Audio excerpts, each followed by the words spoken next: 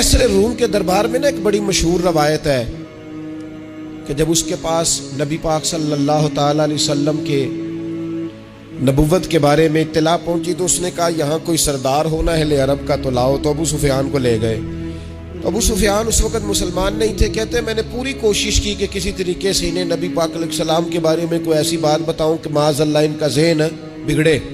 अबू सुफियान कहते हैं मैंने बादशाह से कहा, मैंने कहा बादशाह एक अजीब बात बताऊं तुम्हें। ना बताओ। कहने लगे उन्होंने एक अजीब दावा किया है कि मैं रात के थोड़े से हिस्से में मस्जिद हराम से मस्जिद अक्सा गया हूँ, फिर सातों आसमानों सातों ज़मीनों लो कुर्सियर सबको देख आया हूँ। अब उस दौर में ना जो बंदा ऊंट की सवारी पर या घोड़े की सवारी पर मस्जिद हराम से मस्जिद अक्सा जाना चाहता था उसे 2 महीने लगते थे। और यहाँ कुरान कहता है लैलन, पूरी रात नहीं, रात का भी थोड़ा सा हिस्सा। तो आप ये बात मानते? वो कैसर रूम चुप कर गया। बात बड़ी मुश्किल थी कि रात के थोड़े से हिस्से में मस्जिद अक्सा जाना आना यही बड़ा मुश्किल था। और फिर आगे की बात तो वैसे ही बराउल बरा है। वो अभी चुप किया ही था कि उसके पीछे ना एक राहब बैठा था, इबादत गुजार, जो मस्जिद अक्सा में इबादत करता था। वो कहने लगा बादशाह ठहर जा, मुझे एक बात याद आई है। कहा जनाब सुनाइए। तो वो कहने लगा एक रात मैं रात को मस्जिद अक्सा के सारे दरवाजे बंद कर रहा था, मेन गेट में बंद करने लगा तो मुझसे बंद नहीं हो रहा था। मैंने बड़ी कोशिश की लेकिन बंद ही नहीं होता था। और भी बाकी लोगों को बुलाया, जद्दोजहद की, बंद नहीं होता था। फिर मैंने बढ़ाई को बुलाया, मिस्त्रियों को बुलाया। मैंने कहा ये क्या हो गया है? तो वो कहने लगे छत थोड़ी नीचे आ गई है, दरवाजा दब गया है, इस वक्त कुछ नहीं हो सकता। कहते मैं दरवाजा खुला छोड़ के चला गया। लेकिन जब मैं सुबह आया ना तो खुशबू ऐसी अनोखी थी कि वो ना दिल और दिमाग को मुअत्तर करती चली जा रही थी। रंग ढंग ना दो, थोड़ी देर हुई एक आया कालियां जुल्फा वाला। थोड़ी देर हुई एक आया कालियां जुल्फा वाला। एवी 2 घड़ियां मेरे मन में रुके है। थोड़ी देर हुई एक आया कालियां जुल्फा वाला। एवी 2 घड़ियां मेरे मन में रुके है। एवी 2 घड़ियां मेरे मन में रुके है ते कर गया नूर उजाला। निरा उजाला नहीं, नूर उजाला।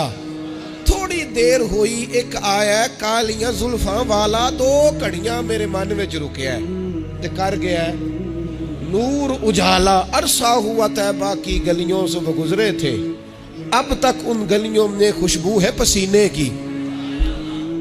कहा इतनी खुशबू, इतना अनोखा अंदाज। और फिर मैंने अचानक नजर की तो मुझे ना वहां जानवर के बंधने के आसार भी नजर आए। और फिर जब मैं अंदर गया तो मैं वो रानाई बता नहीं सकता बादशाह क्या थी। और हाल ये था कि अब मैंने दरवाजा बंद किया है ना तो दरवाजा भी आराम से बंद हो गया। वो गड़बड़ नहीं था, वो किसी रोकने वाले ने रोका था। वो क्यों रुका था? हमारे सूफिया कहते हैं आपको पता है कि 18,000 साल का सफर नबी पाक अलैहिस्सलाम ने तय किया। लेकिन जब हुजूर तशरीफ ले गए तो पानी चल रहा था तो चलता रहा, कुंडी हिल रही थी तो हिलती रही, बिस्तर गर्म था तो गर्म रहा। और कायनात सारी की सारी रोक भला क्यों गई? वो कहते इसलिए कि नबी पाक जान है इस कायनात की। और जब जान निकल गई तो दुनिया का निजाम रुक गया। और जब जान और रूह वापस आई तो फिर निजाम दोबारा से चलने लगा। आला हज़रत फाज़िल बरेलवी कहते हैं जान है वो जहान की। और अगली बात उससे भी निराली है, कहते हैं जान है वो। आज जहान है ना, इसका मतलब है जान भी है। तू जिंदा है वल्ला, तू जिंदा है। कहते हैं जान है वो जहान की। और जान है तो जहान है। अगर जान है तो जहान है, करूं तेरे नाम पे जान फिदा। नाम बस एक, जान 2 जहां फिदा। मेरा 2 जहां से भी नहीं जी भरा, मैं करूं क्या करोड़ों जहां नहीं। अजीज दोस्तों, वो कहने लगा, शख्स कहने लगा मैंने वो रात सारी देखी है। ये जो कह रहे हैं ना वो मस्जिद अक्सा आए थे। बादशाह मुझे कसम है अल्लाह की वो आए थे। वो 2 घड़ियां मेरे मन में रुके है। وہ کر گئے نور اجالا۔ ابو سفیان کہتے ہیں جس بات پر میں انہیں گڑبڑ کرنا چاہتا تھا ان کی تصدیق تو بغل سے نکل آئی۔ سبحان الذی اسری بعبدہ۔ حضور میں کوئی شک نہیں۔ ایک دن آ کے کہنے لگا کہ بتائیے میری مٹھی میں کیا ہے؟ تو نبی پاک صلی اللہ تعالی علیہ وسلم نے فرمایا اگر میں نے بتا دیا، کہنے لگا اگر آپ نے بتا دیا تو میں کلمہ پڑھ لوں گا۔ حضور نے فرمایا میں نے بتا دینا ہے پر تو نے کوئی نہیں پڑھنا، میں بتا دینا ہے۔ کہا بتائیے، تو حضور نے فرمایا چل سودا کر لیتے ہیں، اگر جو تیری مٹھی میں ہے وہی بتا دے پھر تیرا کیا خیال ہے؟ تو نبی پاک صلی اللہ تعالی علیہ وسلم نے کہا کیا بھائی ابو جہل کی مٹھی میں؟ تو اس کی مٹھی میں کنکر تھے، کنکروں نے کلمہ پڑھنا شروع کر دیا۔ جب کنکروں نے کلمہ پڑھا، پتھر تھے وہ، انہوں نے کلمہ پڑھا، ابو جہل نے وہ کنکر زمین پہ پھینکے کہنے لگا اوہو تیرا جادو تو پتھروں پہاڑوں پہ بھی چلتا ہے۔ اب جملہ کہنے لگا ہوں سمجھ لینا، ابو جہل گوشت کا آدمی تھا، کنکر پتھر تھے، پتھر کلمہ پڑھ گئے۔ گوشت پوشت کا آدمی تھا پر کلمہ، کیونکہ یہاں کیا تھا؟ شک، اس نے آگے نہیں بڑھنے دیا۔ گوشت پوشت کا شخص ہو کے پتھروں سے آگے نکل گیا، نبی پاک صلی اللہ علیہ وسلم کی خدمت میں آیا۔ بلکہ وہ جو یہودی والی روایت ہے اس کے پس منظر میں بھی بعض محدثین نے لکھا ہے، اس کو بھی اسی نے بھیجا، کہنے لگا جاؤ نبی پاک سے جا کے کہو اگر وہ درخت آپ کا کلمہ پڑھے تو میں بھی پڑھ لوں گا۔ درخت، اب درخت ہوتے تو جاندار ہیں پر کلمے تو کوئی نہیں نہ پڑھتے۔ درخت سے بھی تو انسانوں سے کلمہ پڑھنے کی بات، اگر درخت پڑھے تو میں پڑھ لوں گا۔ نبی پاک صلی اللہ علیہ وسلم دور بیٹھے تھے، درخت دور تھا، اور امام سیوطی علیہ رحمہ نے لکھا ہے درخت بھی کیکر کا تھا۔ نبی پاک صلی اللہ علیہ وسلم نے فرمایا اس یہودی سے کہ تو جا کے درخت کو کہہ کہ تجھے نبی پاک بلاتے ہیں۔ فرمایا میں گیا تو پھر تم نے کہنا جادو کر کے بلایا ہے۔ احتیاط بھی کی، ہر چیز آنکھوں کے سامنے رکھی، تو جا کے کہہ کہ تجھے بلاتے ہیں۔ وہ بندہ گیا، جا کے کہنے لگا، اور امام سیوطی نے اس کو لکھا ہے، کہنے لگے اس نے نبی پاک کا نام بھی نہیں لیا، کیونکہ ابو جہل اینڈ کمپنی کو پتا تھا کہ مصطفیٰ کے نام میں بھی بڑی برکت، خالی نام بھی نہیں لیا۔ کہنے لگا درخت وہ جو سامنے بیٹھے ہیں نا وہ تجھے بلا رہے، نام نہیں لیا حضور کا، وہ جو سامنے بیٹھے ہیں نا جاءت لدعوتہ الاشجار ساجدۃ۔ امام بوصیری کہتے ہیں درخت آیا اور سجدہ کرتا ہوا، زمین چیرتا ہوا آیا۔ کس طرح آیا؟ پہلے آگے جھکا، پھر پیچھے جھکا، دائیں جھکا، بائیں جھکا۔ یہاں بھی لکھنے والوں نے لکھا ہے کہ وہ نہ درخت اپنی جڑیں اکھیڑ رہا تھا، جب چلنا تھا نا اس نے حضور کی طرف آنا تھا تو آگے دائیں بائیں ہوا، جڑیں اکھیڑ رہا تھا۔ لیکن ہمارے استاد جب ہمیں یہ روایت پڑھایا کرتے تھے تو کہتے تھے جڑیں نہیں اکھیڑ رہا تھا، جب اس نے سنا مجھے نبی پاک نے بلایا تو اسے وجد ہو گیا تھا، وہ جھومنے لگ گیا تھا، جھوم رہا تھا، حضور نے مجھے بلا لیا، جاءت لدعوتہ الاشجار ساجدۃ۔ تو درخت آیا، اس نے آ کے نبی پاک کو سجدہ کیا، لکڑی کا بنا ہوا درخت ہے، سجدہ کیا۔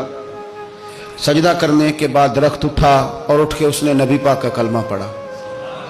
وہ جس کو ابو جہل نے بھیجا تھا نا یہودی، وہ درخت کی حالت دیکھ کے کلمہ پڑھ گیا، وہ کلمہ پڑھ گیا، لیکن یہی بے ایمان کہنے لگا ہوئے ہوئے ان کا تو درختوں پہ بھی جادو چلتا ہے۔ لا ریب فی، شک قرآن پاک میں، لیکن اگر بندے کے دماغ میں ہو اس کا علاج ہے کوئی، ادھر ہی شک بیٹھ جائے۔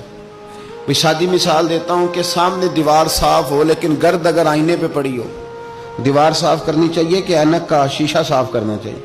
ساری زندگی لوگ دیوار صاف کرتے گزار دیتے، ساری زندگی تراش خراش کرتے گزار، اپنی مرضی کی پینٹنگ کرتے گزار دیتے ہیں، پر اپنی آنکھ کی پتلی صاف نہیں کرتے، آنکھ کی پتلی صاف نہیں کرتے۔ کسی نے حضرت رومی سے کہا تھا حضور دنیا میں کوئی اچھا ملتا نہیں، فرمانے لگے تھوڑا رونا شروع کر تاکہ تیری پتلیاں وضو کر لیں، وضو کر لیں، وہ انہیں پتہ چل جائے کہ کتنے صاف ستھرے لوگ دنیا میں پائے جاتے ہیں۔ تو بھائی شک، ابو جہل پھر آ گیا، کہنے لگا اگر آپ چاند کے 2 ٹکڑے کر دیں تو میں کلمہ پڑھنے کو تیار ہوں۔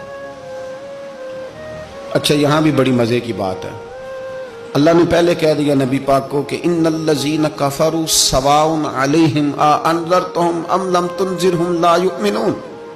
محبوب یہ جن کی قسمت میں کفر ہے نا، آپ انہیں ڈرائیں چاہے نہ ڈرائیں یہ ایمان نہیں لائیں گے.